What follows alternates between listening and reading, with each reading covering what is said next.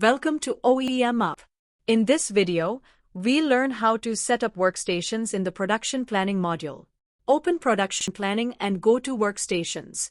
A workstation represents a work center on your shop floor, like a lathe, VMC, CNC turning, or assembly station. To add one, click Create. Give the workstation a name and set its number of instances, that is, how many identical machines or stations it represents. Turn on hourly rate to assign a costing rate, useful for calculating production cost per hour. Enable custom working hours to define the station's own schedule, switching on each working day and setting its start and end times, so scheduling reflects real capacity. You can also set custom holidays, adding the specific dates this station won't be available.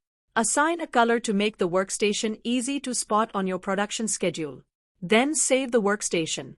Once saved, the workstation opens with its workstation instances, the individual stations within it. Each instance is listed with its own number and rate. Click Add Instance to configure one. Set its hourly rate, and assign a default department and worker who operates it.